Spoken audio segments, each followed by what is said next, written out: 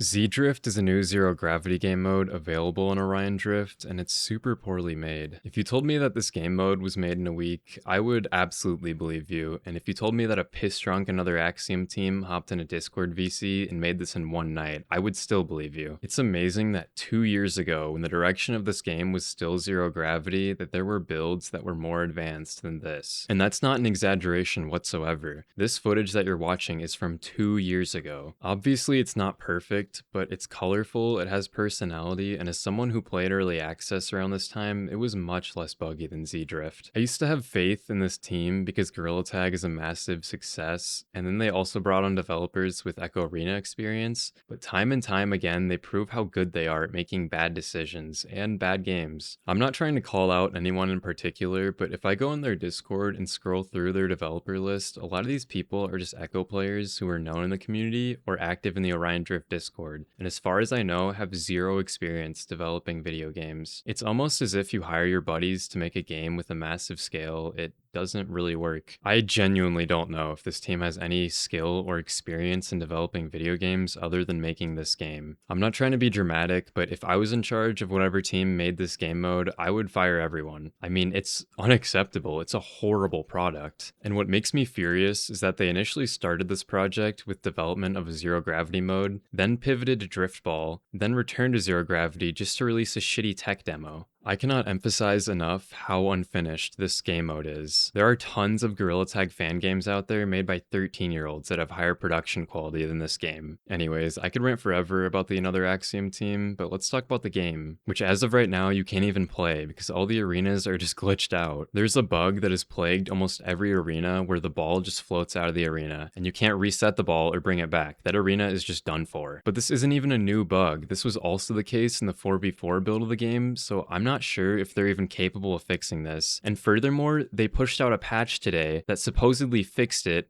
and then it just didn't. I did get to play a lot of matches before the bug hit every arena, so before I talk about gameplay, I want to talk about the graphics. And oh my god, are they horrendous. I can't even compare it to another game because Roblox looks better than this. This game looks like it had all its life sucked out of it, and I have no idea for this design choice, and I better not hear it's because the quest struggles with performance. This game takes place in an enclosed arena where everything outside doesn't need to be rendered anymore. There's literally zero excuse for not even texturing the walls and geometry in the arena. It's so lazy. If major visual overhauls aren't made, this game wouldn't ever be taken seriously as an esport. It looks like a total joke. And also, before I talk about gameplay, this mode is missing a bunch of sound cues. These are things you don't notice when they're present, but when they're missing, it's painfully clear. Just off the top of my head, there's no sound cue for when the ball bounces, when you catch the ball. I'm pretty sure when you regrab, there's still no sound cue. This is a huge deal. It keeps you immersed, but it also keeps you aware. Like, you need these sound cues to be able to play. Earlier, I had a pass thrown to me that was so low, I dropped down in the real world and held grab, and I thought I hadn't caught the ball, so by the time I realized I actually had it, it got stolen. It really is the small things like this that make the game difficult to play. I also think because of that, it made the game feel buggier than it actually was. But there was real bugginess too. Waving the ball around in your hand felt jittery, tackling felt so garbage, needs to be removed already, and you also can't leech on someone because you just end up tackling them instead. And when a player carries the ball by pushing it instead of grabbing it, the ball shows up 2 feet behind them. I wouldn't be surprised if the physics for this game is a script with a million nested if statements. Anyways, time to talk about the gameplay, and regrabbing is still terrible. When you pull through the other player, the pulls are super inaccurate. You'll usually end up going too far away in one direction where your teammate can't even reach you, and the regrab's dropped. Also, for whatever reason, there's a speed cap on regrabbing.